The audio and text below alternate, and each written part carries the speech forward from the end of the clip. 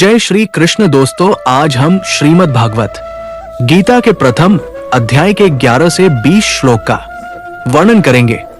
इससे पहले हमने पिछली वीडियो में प्रथम अध्याय के 10 श्लोकों का वर्णन किया है, जिनमें जीवन और धर्म की अनमोल सीख छुपी हुई है, जिनको आप इस वीडियो के बाद सुन सकते हैं।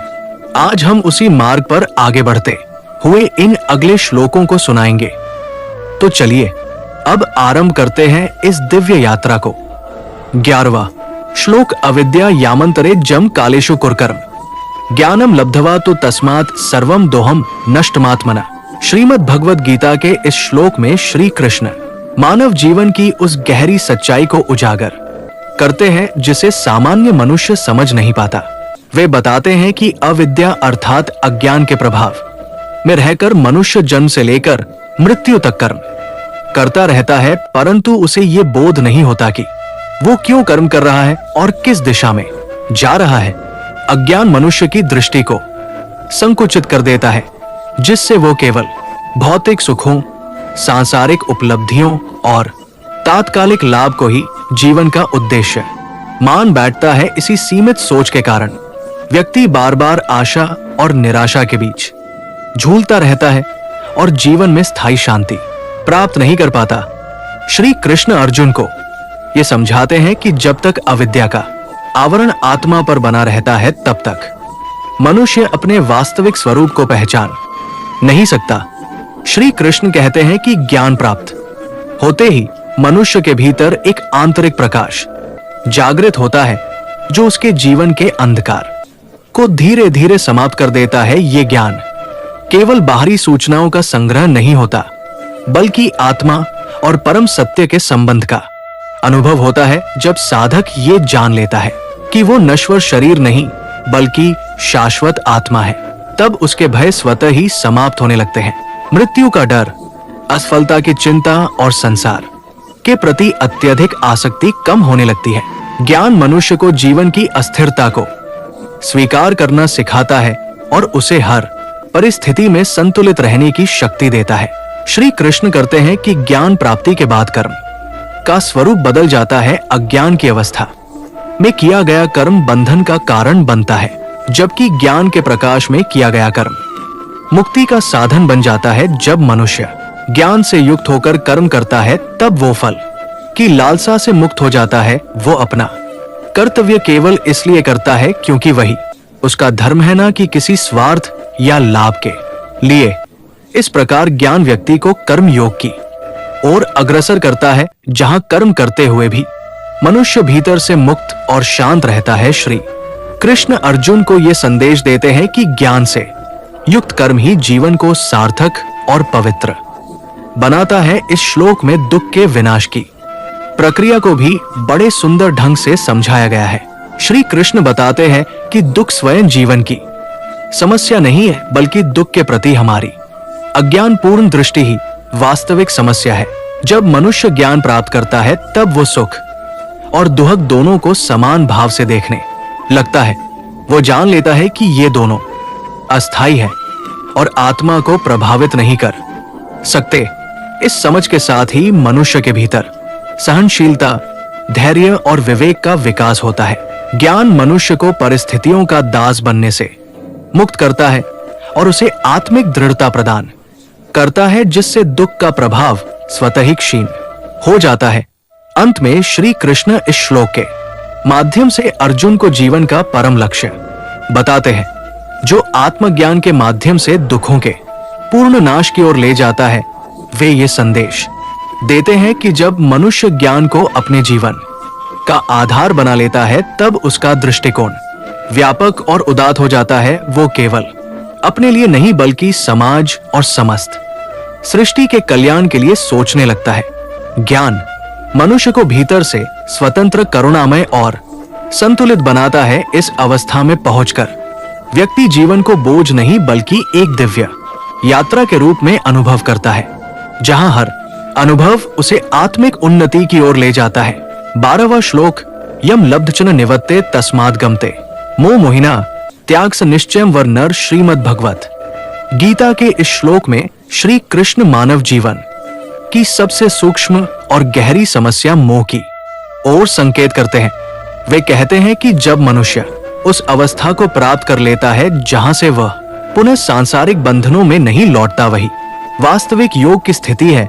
मोह मनुष्य को बार बार उसी चक्र में बांध देता है जहां इच्छाएं जन्म लेती है, इच्छाओं से आसक्ति होती है और आसक्ति से दुहक उत्पन्न होता है। श्री कृष्ण अर्जुन को ये समझाते हैं कि जब तक मनुष्य मोह के प्रभाव में रहता है तब तक वो बाहरी वस्तुओं, संबंधों और परिस्थितियों में स्थायी सुख खोजता रहता है, परंतु उसे बार बार निराशा ही हाथ लगती है।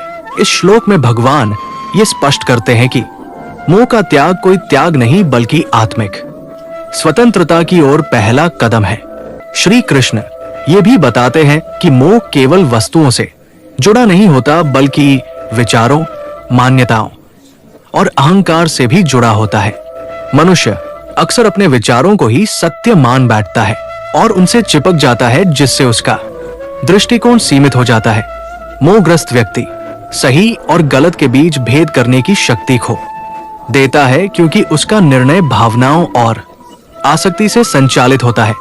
श्री कृष्ण अर्जुन को ये बोध कराते हैं कि जब मनुष्य इस मोह को पहचान लेता है और उससे ऊपर उठने का प्रयास करता है तभी उसके भीतर विवेक जागृत होता है। यही विवेक उसे सही मार्ग चुनने और जीवन में संतुलन बनाए रखने की क्षमता देता है। इस श्लोक में त्याग की अवधारणा को भी बहुत गहराई से समझाया गया है। श्री कृष्ण कहते हैं कि मोह में फंसे हुए लोगों के लिए त्याग कठिन लगता है क्योंकि वे त्याग को नुकसान या कमी के रूप में देखते हैं, परंतु जो व्यक्ति वास्तव में बुद्धिमान होता है वो जानता है कि मोह का त्याग किसी चीज को खोना नहीं बल्कि अपने भीतर छिपी शक्ति को पाना है। ऐसा व्यक्ति जब कर्म करता है तो वो किसी स्वार्थ, प्रशंसा या फल की अपेक्षा से नहीं करता। उसका कर्म शुद्ध, निस्वार्थ और धर्म से युक्त होता है। यही कारण है कि मोह का त्याग करने वाला व्यक्ति भीतर से शांत और स्थिर रहता है, चाहे बाहरी परिस्थितियां कैसी भी हो। श्री कृष्ण आगे समझाते हैं कि वैराग्य का अर्थ संसार से भागना नहीं बल्कि संसार में रहते हुए उससे बंधन मुक्त होना है। वैराग्य व्यक्ति को यह सिखाता है कि सुख और दुहक दोनों ही अस्थायी है और आत्मा इनसे अछूती रहती है। जब यह समझ जीवन में उतर जाती है तब व्यक्ति हर परिस्थिति को सीख के रूप में स्वीकार करता है। वो ना तो अत्यधिक सुख में अहंकार से भरता है और ना ही दुख में टूट जाता है। इस अवस्था में मनुष्य जीवन को बोझ नहीं बल्कि साधना के रूप में देखने लगता है, जहां हर अनुभव उसे आत्मिक परिपक्वता की ओर ले जाता है। इस श्लोक का एक महत्वपूर्ण संदेश ये भी है कि वास्तविक सफलता बाहरी उपलब्धियों में नहीं बल्कि आंतरिक शांति में निहित है। श्री कृष्ण अर्जुन को ये बोध कराते हैं कि जो व्यक्ति मोह से मुक्त हो जाता है वही सच्चे अर्थों में विजय होता है। ऐसे व्यक्ति की सफलता स्थायी होती है क्योंकि वह दूसरों की स्वीकृति, प्रशंसा या भौतिक लाभ पर निर्भर नहीं रहती। उसका आनंद आत्मा से उत्पन्न होता है जो कभी क्षीण नहीं होता। यही कारण है कि मोह का त्याग करने वाला व्यक्ति जीवन के उतार चढ़ाव में भी संतुलित रहता है। अंततः श्री कृष्ण इस श्लोक के माध्यम से अर्जुन को ये आश्वासन देते हैं कि मोह और आसक्ति का त्याग ही सर्वोत्तम निर्णय है जिसे बुद्धिमान लोग अपनाते हैं। ये त्याग मनुष्य को योग की उस अवस्था तक पहुंचाता है जहां वो स्वयं के साथ पूर्ण सामंजस्य में होता है। इस अवस्था में पहुंचकर व्यक्ति न केवल अपने जीवन को सार्थक बनाता है बल्कि अपने कर्मों से समाज और संसार को भी सकारात्मक दिशा देता है। यही गीता का मूल संदेश है। मोह से मुक्ति, ज्ञान से युक्त कर्म और आत्मिक शांति की प्राप्ति। 13वां श्लोक, गुरुन्त्यम ज्ञानम प्राप्तम ततो मुमुक्षुरात्मने श्रेयम न विद्यते ज्ञान नाम परम। सुखम महाभारत की युद्ध भूमि में जब चारों ओर शंखनाद रथों की गड़गड़ाहट और सैनिकों की हलचल है, उसी क्षण श्री कृष्ण अर्जुन को ये गहन उपदेश देते हैं कि गुरु के द्वारा प्राप्त ज्ञान ही जीवन का अंतिम और सर्वोच्च आधार है। श्री कृष्ण अर्जुन से कहते हैं कि जैसे अंधकार से भरे मार्ग में दीपक ही पथिक को दिशा दिखाता है, वैसे ही सच्चा गुरु अज्ञान से घिरे मनुष्य को आत्मज्ञान की ओर ले जाता है। गुरु का ज्ञान केवल शब्दों का संग्रह नहीं होता, बल्कि वो अनुभव, विवेक और करुणा से उत्पन्न होता है। युद्ध भूमि में खड़े अर्जुन के मन में जब मोह, भय और भ्रम छाए हुए हैं, तब श्री कृष्ण ये स्पष्ट करते हैं कि ऐसे क्षणों में गुरु का मार्गदर्शन ही मनुष्य को अपने कर्तव्य और सत्य का बोध कराता है। श्री कृष्ण आगे समझाते हैं कि गुरु से प्राप्त ज्ञान मनुष्य के जीवन का अंतिम ज्ञान होता है, क्योंकि वही ज्ञान उसे संसार के बंधनों से मुक्त होने की प्रेरणा देता है।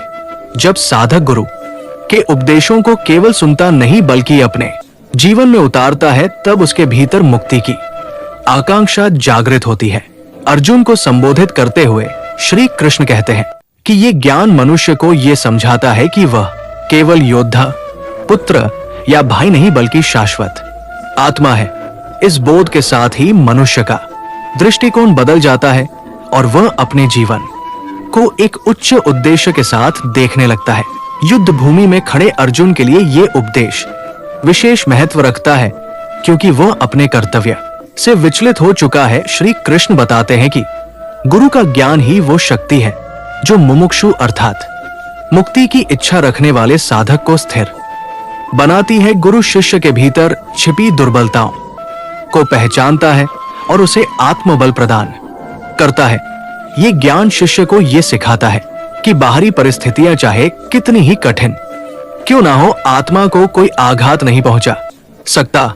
यही समझ अर्जुन को युद्ध के भय से ऊपर उठने की शक्ति प्रदान करती है। श्री कृष्ण ये भी कहते हैं कि ज्ञान प्राप्त करने के बाद आत्मा जिस शांति का अनुभव करती है, उसकी तुलना किसी भी सांसारिक सुख से नहीं की जा सकती। धन, सत्ता, विजय या प्रशंसा क्षणिक सुख दे सकती है, परंतु गुरु से प्राप्त ज्ञान आत्मा को स्थायी आनंद प्रदान करता है। अर्जुन से वे कहते हैं कि ज्ञानियों के लिए इससे बड़ा कोई सुख नहीं होता, क्योंकि उनका आनंद बाहरी वस्तुओं पर निर्भर नहीं रहता। ऐसा व्यक्ति स्वयं में तृप्त होता है और जीवन के हर अनुभव को समान भाव से स्वीकार करता है। युद्ध भूमि में ये उपदेश केवल अर्जुन के लिए नहीं बल्कि समस्त मानवता के लिए है। श्री कृष्ण समझाते हैं कि साधना के मार्ग में गुरु का स्थान सर्वोच्च है, क्योंकि बिना गुरु के मार्गदर्शन के साधक भ्रमित हो सकता है। गुरु शिष्य को सही और गलत के बीच का भेद सिखाता है और उसे अज्ञान के दलदल से बाहर निकालता है। गुरु का ज्ञान आया ज्ञान शिष्य के भीतर आत्मविश्वास, धैर्य और विवेक का विकास करता है, जिससे वह कठिन परिस्थितियों में भी सही निर्णय ले पाता है। अंत में श्री कृष्ण अर्जुन को ये आश्वासन देते हैं कि यदि वो गुरु ज्ञान को हृदय से स्वीकार कर ले तो उसके जीवन में कोई भी संघर्ष व्यर्थ नहीं जाएगा।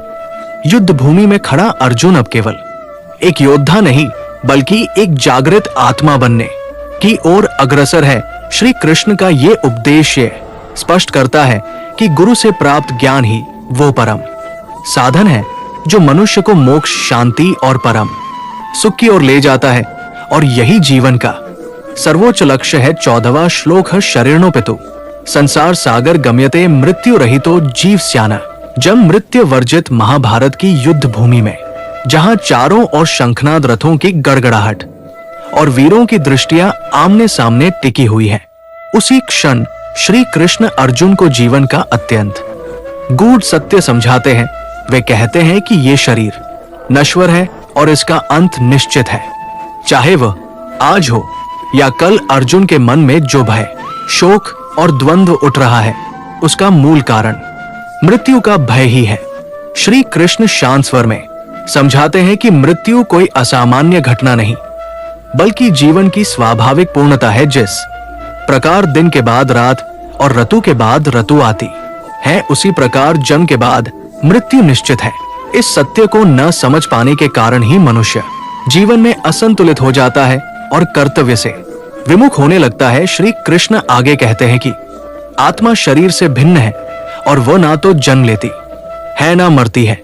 शरीर के नष्ट होने को आत्मा का अंत मान लेना ही सबसे बड़ा अज्ञान है। वे अर्जुन को समझाते हैं कि आत्मा शरीर बदलती है, जैसे मनुष्य पुराने वस्त्र त्याग कर नए वस्त्र धारण करता है।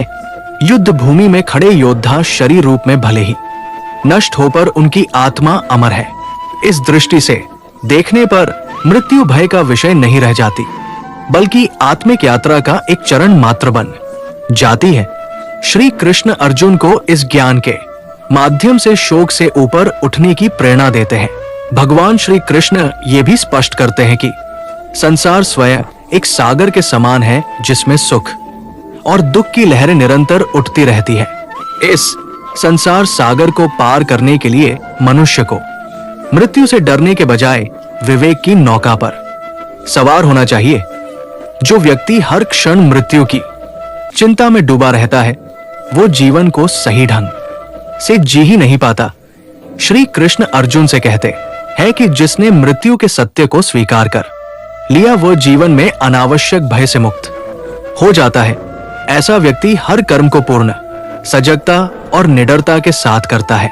युद्ध भूमि में खड़े अर्जुन को उपदेश देते हुए श्री कृष्ण ये भी बताते हैं कि मृत्यु से भागना संभव नहीं, पर उससे ऊपर उठना अवश्य संभव है।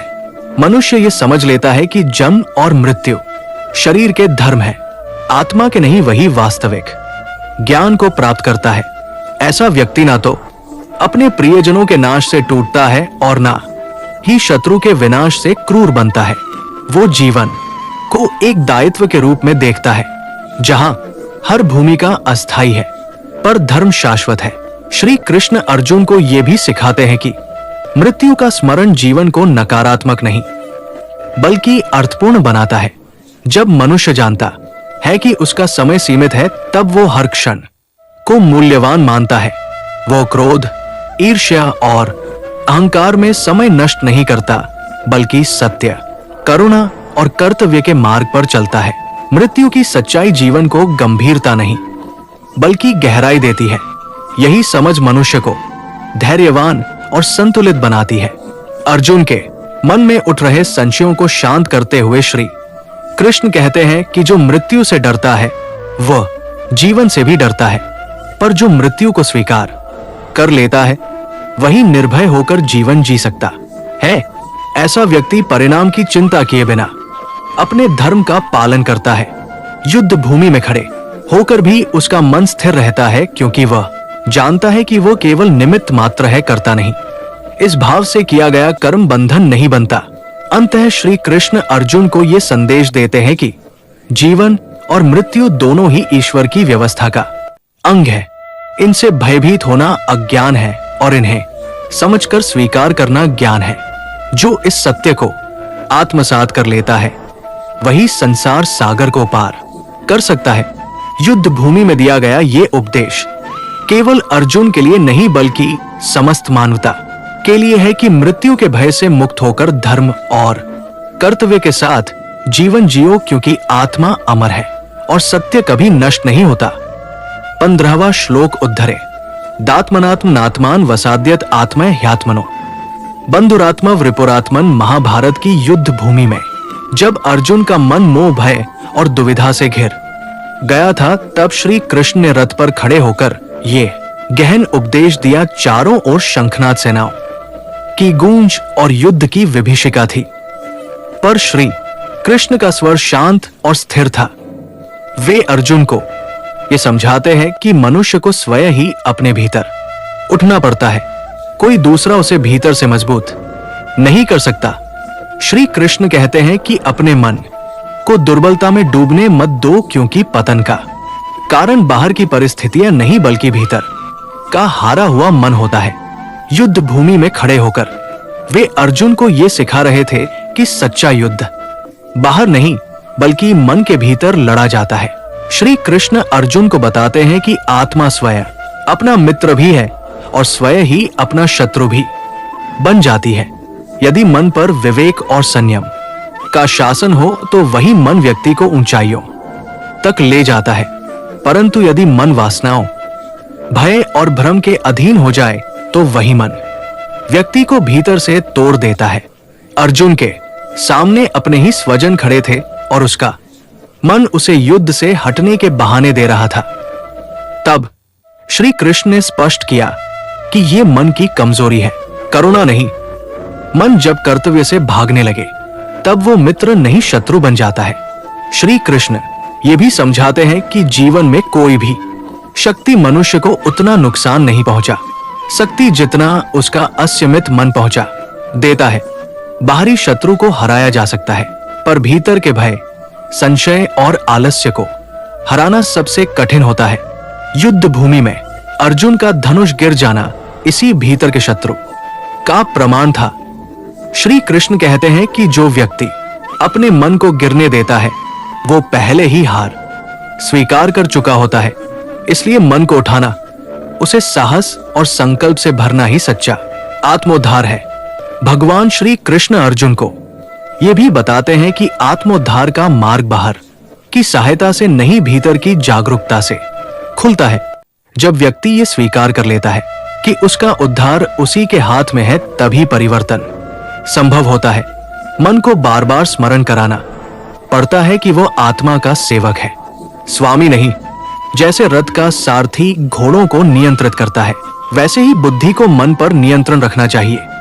युद्ध भूमि में ये उपदेश केवल अर्जुन के लिए नहीं बल्कि हर उस व्यक्ति के लिए था जो जीवन के संघर्ष में डगमगा जाता है।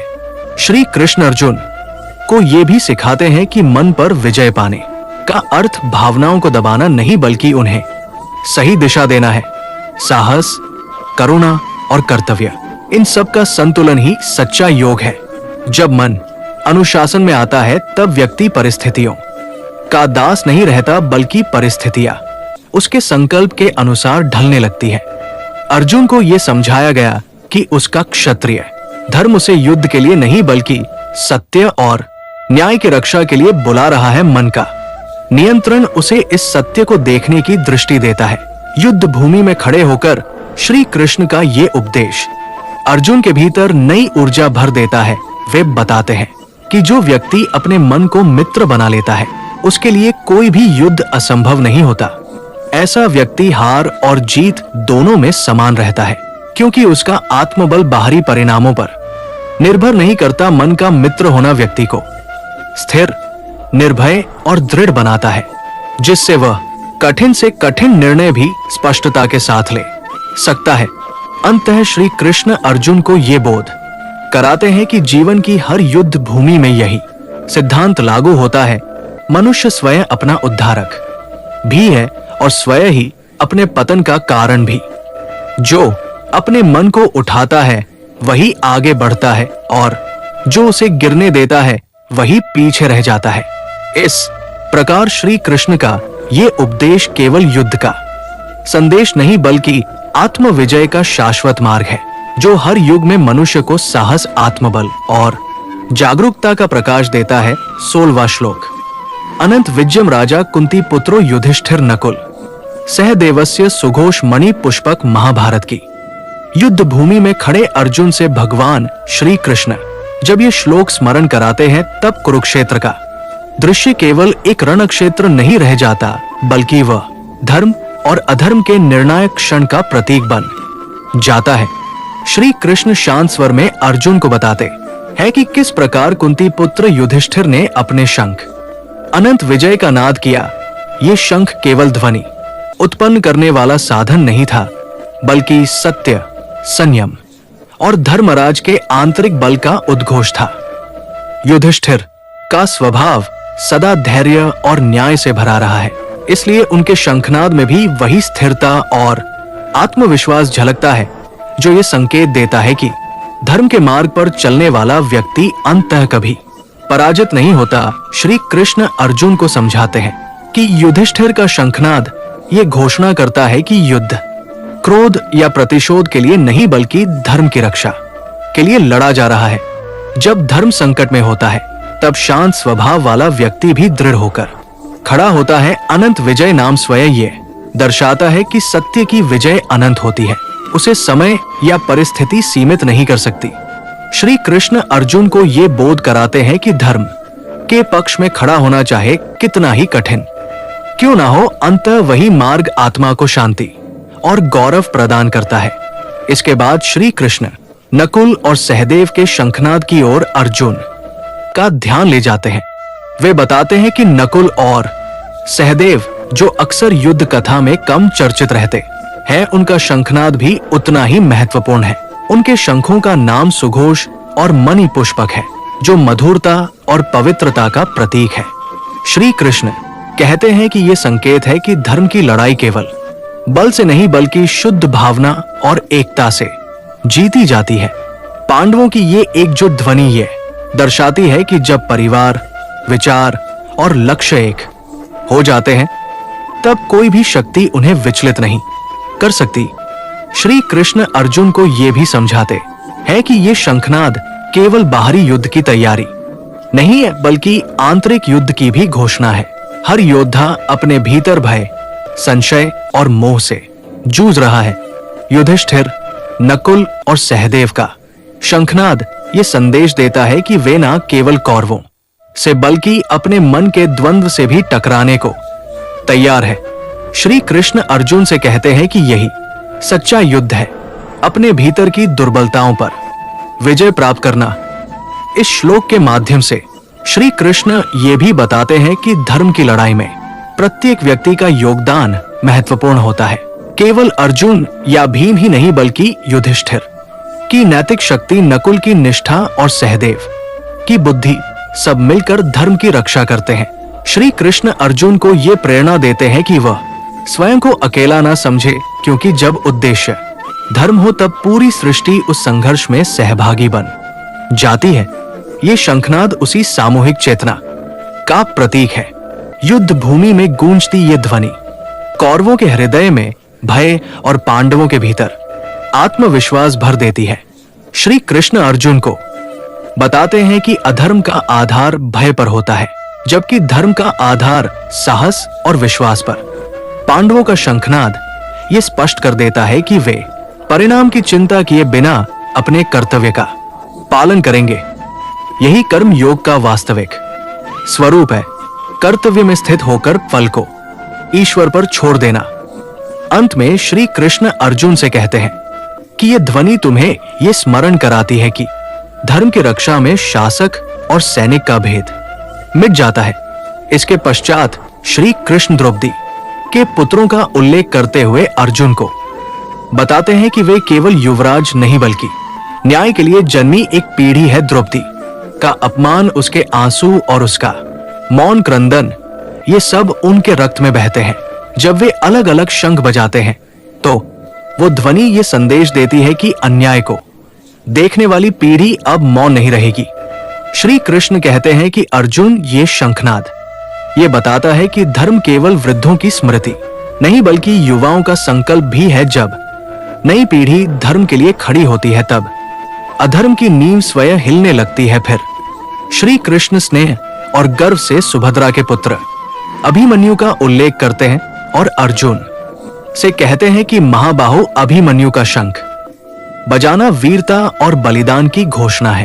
वो युवा होते हुए भी युद्ध के नियम, मर्यादा और धर्म को हृदय में धारण किए हुए है। उसका शंखनाद ये दर्शाता है कि धर्म केवल अनुभव से नहीं बल्कि संस्कारों से भी जीवित रहता है। श्री कृष्ण अर्जुन को ये बोध कराते हैं कि अभिमन्यु की उपस्थिति ये प्रमाण है कि धर्म की रक्षा के लिए आयु नहीं बल्कि साहस और निष्ठा आवश्यक होती है। श्री कृष्ण आगे समझाते हैं कि पृथक पृथक शंख बजाने का अर्थ केवल अलग अलग ध्वनियां नहीं है बल्कि विविध मार्गों से एक ही लक्ष्य की ओर बढ़ना है। हर योद्धा का जीवन, उसका संबंध और उसकी भूमिका अलग है, फिर भी उनका उद्देश्य एक है, धर्म की स्थापना। ये दृश्य अर्जुन को ये सिखाता है कि जीवन में भी प्रत्येक व्यक्ति की भूमिका अलग हो सकती है, परंतु यदि लक्ष्य धर्म और सत्य हो तो सभी प्रयास एक ही शक्ति में परिवर्तित हो जाते हैं। यही संगठित शक्ति अधर्म के विरुद्ध सबसे बड़ा अस्त्र बनती है। श्री कृष्ण अर्जुन से कहते हैं कि यह श्लोक युद्ध से पहले का केवल वर्णन नहीं बल्कि एक गहरा उपदेश है। यह बताता है कि जब धर्म के लिए खड़े होने का समय आता है तब संबंध, वंश और व्यक्तिगत भावनाएं पीछे रह जाती है। उस समय केवल कर्तव्य शेष रहता है शंख की। ये ध्वनि अर्जुन के भीतर छिपे संशय को तोड़ने के लिए है, ताकि वो समझ सके कि वो अकेला नहीं है, उसके साथ अतीत की पीढ़ियां, वर्तमान के योद्धा और भविष्य की आशाएं खड़ी है। अंततः श्री कृष्ण अर्जुन को ये स्पष्ट करते हैं कि ये युद्ध भूमि केवल रक्तपात का स्थान नहीं, बल्कि धर्म की परीक्षा भूमि है। द्रौपदी के पुत्र और अभिमन्यु का शंखनाद ये घोषणा है कि जब धर्म संगठित होता है तो उसकी ध्वनि युगों तक गूंजती है। श्री कृष्ण अर्जुन से कहते हैं कि इस ध्वनि को अपने हृदय में उतारो, अपने कर्तव्य को पहचानो और बिना मुंह के युद्ध करो, क्योंकि जब धर्म के लिए उठाया गया कदम होता है तब वही कर्म मोक्ष का मार्ग बन जाता है। 19वां श्लोक साके सा घोषोधार राष्ट्रना हृदया व्यत नभ पृथ्वी चव तुमलो भनुनाद्यन। श्री कृष्ण कहते हैं अर्जुन, इस युद्ध भूमि में जैसे ही पांडवों ने अपने शंख और रथ की ध्वनि की घोषणा की, आकाश और पृथ्वी स्वयं ही गूंज उठे। ये केवल बाहरी ध्वनि का प्रभाव नहीं था, बल्कि इसमें सत्य, धर्म और न्याय की शक्ति का गहन संचार था। जैसे शंख का उद्घोषणा केवल कानों को सुनाई देता है, बल्कि मन और हृदय तक पहुंचता है, वैसे ही जब धर्म का उद्घोष होता है तो अधर्म का साम्राज्य अपने भीतर अस्थिर हो जाता है। ये शंखनाद कौरवों के हृदय में भय और संदेह का संचार कर देता है, क्योंकि वे जानते हैं कि उनके कर्मों की नींव अधर्म पर टिकी हुई है। धर्म की आवाज जब प्रतिपक्ष के कानों में पहुंचती है तब उसका प्रभाव केवल बाहरी दृश्य में नहीं, बल्कि मानसिक और भावनात्मक स्तर पर भी गहरा होता है। श्री कृष्ण आगे कहते हैं अर्जुन, ये गर्जना उनके हृदय को चीर देती है, क्योंकि सत्य की शक्ति कभी भी दबाई या नकारा नहीं जा सकता। जैसे समुद्र की लहरें किनारे को छूती है और अपनी आवाज से किनारे के पत्थरों को हिला देती है, वैसे ही धर्म की आवाज अधर्म के भीतर जाकर उसे अस्थिर कर देती है। ये केवल भय उत्पन्न करने वाली ध्वनि नहीं है, ये चेतावनी है, ये जागृति है, ये न्याय का आवाहन है। जब मनुष्य अनैतिक मार्ग पर चलता है तो सत्य और धर्म की आवाज उसे भीतर तक विचलित कर देती है और उसे अपनी गलती का बोध कराती है। यही कारण है कि अधर्म अपने अस्तित्व में ही असुरक्षित और भयभीत रहता है। श्री कृष्ण फिर समझाते हैं अर्जुन, ध्यान से देखो कि ये ध्वनि केवल शंख और युद्ध के हथियारों से नहीं, बल्कि हमारे अडिग संकल्प, निष्ठा और कर्तव्य की भावना से उत्पन्न हुई है। जब साधक अपने धर्म और कर्तव्य के मार्ग पर दृढ़ रहता है तो उसका प्रभाव केवल उसके कर्मों तक सीमित नहीं रहता, वो आसपास के वातावरण और लोगों, केवल हृदयों में भी फैल जाता है। यही कारण है कि कौरवों का हृदय कांप उठा, क्योंकि उनके भीतर छिपा भय और संशय प्रकट हो गया। वे जानते थे कि धर्म का यह उद्घोष उनके पाप और अधर्म के मार्ग को चुनौती देता है। श्री कृष्ण आगे कहते हैं अर्जुन, इस शंखनाद में केवल आवाज नहीं, बल्कि सत्य का स्पंदन है। जब मनुष्य अपने धर्म के अनुसार दृढ़ता से खड़ा होता है, उसकी उपस्थिति और उसकी आंतरिक शक्ति ही विरोधियों को भयभीत कर देती है। ये गर्जना उनके मन में भय और उनके अपराध बोध को बढ़ाती है। इसे समझो, सत्य की शक्ति हमेशा शांत नहीं रहती। जब आवश्यकता पड़ती है ये स्वयं को प्रकट करती है और अधर्म को दंडित करने के लिए प्रेरित करती है। इसी कारण जब तुम युद्ध भूमि में अपने धर्म का पालन करोगे तो न केवल शत्रु प्रभावित होंगे, बल्कि तुम्हारा आत्मबल भी दृढ़ होगा। श्री कृष्ण आगे अर्जुन को बताते हैं ये ध्वनि पृथ्वी और आकाश में भी गूंजती है। अर्जुन, क्योंकि जब कर्म और धर्म की शक्ति महान और निष्काम होती है तब उसका प्रभाव केवल दृष्टिगोचर नहीं होता, ये संपूर्ण सृष्टि में फैल जाता है। ये बताता है कि सत्य और धर्म का प्रभाव सीमित नहीं, बल्कि सार्वभौमिक होता है। जैसे आकाश में बिजलियां चमकती हैं और पूरी भूमि को रोशन कर देती है, वैसे ही धर्म का उद्घोष अधर्म के प्रत्येक कोने तक पहुंचता है और उसे भयभीत करता है। यही कारण है कि पांडवों का शंखनाद केवल युद्ध की तैयारी नहीं, बल्कि सत्य का प्रतीक और धर्म का संदेशम था। श्री कृष्ण फिर कहते हैं, अर्जुन, ये समझो कि अधर्म केवल बाहरी ताकत से नहीं बल्कि अपने अंदर के भय और अपराध बोध से भी कमजोर होता है। जब सत्य और धर्म की गर्जना उसके हृदय में प्रवेश करती है तो वो स्वतः ही अस्थिर हो जाता है। इसलिए तुम्हारे शंख, तुम्हारे धैर्य और तुम्हारे संकल्प की शक्ति ही कौरवों को अस्थिर कर रही है। ये सब इसलिए कि अधर्म कभी स्थायी नहीं रह सकता। वो हमेशा सत्य और धर्म के सामने घुटने टेकता है। यही शास्त्र की सीख है। धर्म की आवाज हमेशा विजय होती है और अधर्म का साम्राज्य भीतर से ही भयभीत रहता है। अंत श्री कृष्ण अर्जुन को ये शिक्षा देते हैं, अर्जुन, इस श्लोक में जो संदेश निहित है उसे याद रखो। सत्य, धर्म और निश्चय की शक्ति कभी कम नहीं होती। जब तुम अपने कर्तव्य में दृढ़ रहोगे और मोह, भय और स्वार्थ से ऊपर उठकर अपने धर्म का पालन करोगे, तब तुम्हारे कर्मों का प्रभाव ऐसा होगा कि विरोधियों का हृदय भीतर से थरथर कांप उठेगा। ये ना केवल युद्ध भूमि में बल्कि जीवन के हर संघर्ष में सटीक सिद्धांत है। सत्य की गर्जना हमेशा घातक होती है, अधर्म के लिए भय और धर्म के लिए शक्ति, एक का प्रतीक। यही वो रहस्य है जिसे शंख और रथ की ध्वनि हमें समझाती है। 20वां श्लोकत व्यवस्थितान दृष्ट्वा धारत राष्ट्रान कपध्वज प्रवृत्त शस्त्र संपाते धनुरुद्यम्य पांडव। श्रीमद् भगवद गीता के इस श्लोक में मैं श्री कृष्ण अर्जुन के मन की गहराई को देख रहा हूं। ये वो क्षण है जब अर्जुन अपने सामने खड़े हुए कौरवों और अपने ही संबंधियों, गुरुओं और मित्रों को देखता है और उसका मन भीतर से हिलने लगता है। ये केवल एक बाहरी युद्ध की तैयारी नहीं है बल्कि आत्मा और मन का भी युद्ध है। अर्जुन की आंखों के सामने केवल शत्रु नहीं बल्कि उसका परिवार, उसके प्रेम और उसकी जिम्मेदारियां भी खड़ी है। धनुष उठाने का कार्य भौतिक रूप से सरल लगता है, परंतु जब मन भीतर से विरोधाभासों और करुणा से भर जाता है तब वही कार्य अत्यंत कठिन हो जाता है। ये वही समय है जब मानव को समझना चाहिए कि प्रत्येक कर्म केवल बाहरी कर्म नहीं होता बल्कि उसका प्रभाव उसके भीतर की चेतना पर भी पड़ता है। अर्जुन जब अपने सामने खड़े कौरवों को देखता है तो उसका मन विभ्रमित और द्विधा में पड़ जाता है। उसे ये सोचकर पीड़ा होती है कि अपने ही परिवार के सदस्यों को हानि पहुंचाना न्याय संगत है या नहीं। ये मनुष्य का स्वाभाविक संघर्ष है। जब धर्म और प्रेम, न्याय और करुणा, कर्तव्य और संबंध एक साथ खड़े हो जाते हैं।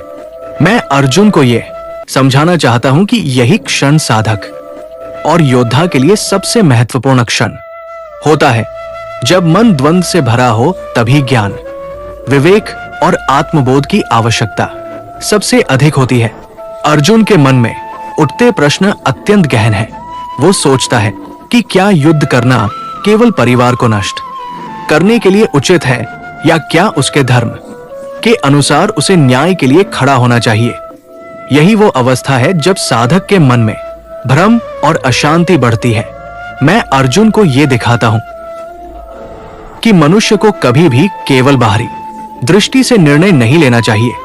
वास्तविकता यह है कि मनुष्य का कर्तव्य केवल अपने स्वार्थ या भय से नहीं बल्कि सत्य और धर्म से निर्धारित होता है। यही वो समय है जब मैं अर्जुन को उपदेश देने का निर्णय लेता हूं ताकि वो अपने कर्मों और धर्म के वास्तविक अर्थ को समझ सके। धनुष उठाते ही अर्जुन के हृदय में करुणा का सागर उमड़ता है। वो अपने गुरुओं, वृद्धजनों और मित्रों के सामने युद्ध करने में असमर्थ महसूस करता है। मैं अर्जुन को यह बताना चाहता हूं कि यही मानव मन की स्थिति है जब वो अपने कर्तव्य के साथ अपनी भावनाओं के बीच फंस जाता है। यही वो स्थिति है जब साधक को अपनी चेतना के भीतर गहन दृष्टि डालनी चाहिए और ये पहचान करनी चाहिए कि जीवन में कर्म और धर्म से अधिक महत्वपूर्ण कोई मार्ग नहीं है। ये दोहक और संघर्ष केवल मनुष्य को मजबूत बनाने और उसे ज्ञान की ओर ले जाने के लिए होता है। इस श्लोक में अर्जुन का मनुष्यत्व और उसकी संवेदनशीलता प्रकट होती है। मैं उसे ये समझाना चाहता हूं कि युद्ध केवल बाहरी शत्रु के खिलाफ नहीं, बल्कि आत्मा और अहंकार के भीतर भी होता है। हर मनुष्य को जीवन में ऐसे क्षणों का सामना करना पड़ता है जब वो अपने कर्तव्य और अपने प्रेम के बीच फंस जाता है। यही क्षण उसे सच्चे धर्म, योग और आत्मज्ञान की ओर ले जाता है। अर्जुन का ये द्वंद्व न केवल उसके लिए बल्कि संपूर्ण मानव जाति के लिए प्रेरणा बनता है कि कठिन समय में भी मन को स्थिर रखा जा सकता है। अंत इस श्लोक से ये संदेश निकलता है कि मनुष्य का असली संघर्ष केवल बाहरी नहीं, बल्कि भीतर का होता है। अर्जुन के भीतर उत्पन्न संकट वही क्षण है जब उसे अपने कर्तव्य और धर्म की गहन समझ प्राप्त होती है। मैं श्री कृष्ण उसे ये उपदेश देने के लिए तैयार हूं कि केवल ज्ञान, विवेक और आत्मबोध से ही व्यक्ति अपने भीतर के द्वंद्व और शंका को दूर कर सकता है। यही वो क्षण है जब गीता का दिव्य संदेश जन्म लेता है, जब महान योद्धा अपने भीतर की कमजोरियों और मोह से जूझता है और सत्य, धर्म और कर्म के मार्ग पर स्थिर हो जाता है। इस श्लोक में मैं अर्जुन को यह भी दिखाता हूं कि जीवन में हर व्यक्ति को ऐसे क्षणों का सामना करना पड़ता है। ये क्षण केवल भय और करुणा पैदा करते हैं, परंतु यही क्षण व्यक्ति को अपनी चेतना के गहरे स्तर तक ले जाते हैं। अर्जुन के द्वंद्व और संकोच से यह स्पष्ट होता है कि मनुष्य को सच्चा धर्म, योग और आत्मज्ञान तभी प्राप्त होता है जब वो अपने भीतर के संघर्षों और मोह को पार कर लेता है। यही गीता का सार है। जब बाहरी युद्ध केवल बाहरी नहीं बल्कि भीतर का आत्मिक युद्ध बन जाता है, तब साधक अपने वास्तविक स्वरूप और कर्तव्य को पहचानता है।